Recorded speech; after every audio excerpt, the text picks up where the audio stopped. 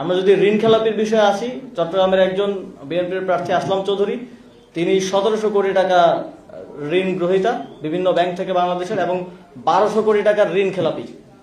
1200 কোটি টাকার ঋণ খেলাপি একজন ব্যক্তি 5টা ব্যাংকে বোধহয়, 5টা ব্যাংকে। তাকে প্রথমে একজন নির্বাচন কমিশনার বললেন যে তাকে তো এটা দেওয়া উচিত না, এটা প্রার্থিতা অবৈধ হবে, বাতিল হবে।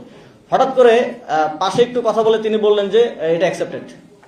মানে হঠাৎ করে আউট অফ নো হয় এটা অ্যাকসেপ্টেড। এবং ওনারা যদিও বাংলাদেশে প্রচলিত ঋণ খেলাপি আইন অনুযায়ী গ্যারান্টার ইজ অলসো হচ্ছে ঋণ খেলাপি, কিন্তু ওনারা ইন্টারপ্রিটেশন করলেন যে গ্যারান্টার হিসেবে তাকে সেখানে দায় মুক্তি দেওয়া হলো। এবং আমরা দেখলাম যে ওনারা ওইখানে বসে আইনের ইন্টারপ্রিটেশন করছেন, ওনারা ওইখানে বসে সংবিধানের ইন্টারপ্রিটেশন করছেন, যেটার কোনোটার ইখতিয়ার ওনাদের নেই। এবং আমরা অবশ্যই এই বিষয়গুলোতে ভবিষ্যতে আমাদের আইনি লড়াই চালিয়ে যাব। এবং আমরা আজকে স্পষ্টভাবে বলছি যে এই নির্বাচন কমিশনের একটা সুষ্ঠু নির্বাচন, নিরপেক্ষ নির্বাচন আয়োজনের ক্ষেত্রে আমরা পার্টি হিসেবে জাতীয় নাগরিক পার্টি কোনো ধরনের কনফিডেন্স আজকের পরে আর পাচ্ছি না। এবং আমাদেরকে এই পরিস্থিতিতে এসে আমরা এই জাতীয় সংসদ নির্বাচনে অংশগ্রহণ করব কিনা এটাও পুনর্বিবেচনা করার সময় এসেছে বলে আমরা মনে করছি।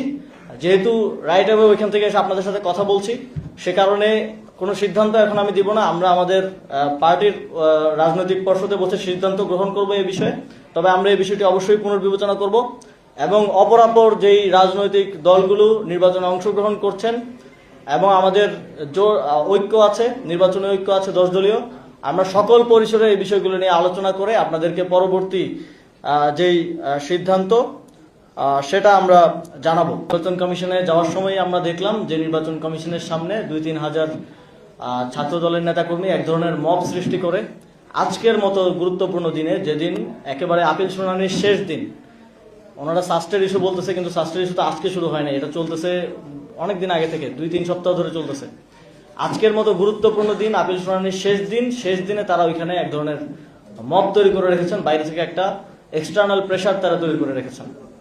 তারপরে আমরা কি দেখলাম, শুনানির একটা পর্যায়ে শেষ হওয়ার পরে এবং রায় দেওয়ার পূর্ব মুহূর্তে যখন আপনি বিচারকের কাছে কোনো বিচার চাইতে যাই, তখন আমাদের মনে করেন যে আর্গুমেন্ট শেষ, রায় দেওয়ার পূর্ব মুহূর্তে বিচারক যদি পাশের রুমে গিয়ে অপরাধীর সাথে বা অপরাধীর লয়ারের সাথে কিংবা অপরাধীর পক্ষের যারা আছে তাদের সাথে বসে এসে রায়টা দেয়, সেই রায়টা কোনোভাবেই একটা নিরপেক্ষ রায় হওয়ার সুযোগ নেই। আমরা খুবই শঙ্কার সাথে দেখলাম এটা, সেখানে একদম চাক্ষুষ দেখলাম যে মিটিংয়ের মাঝখান থেকে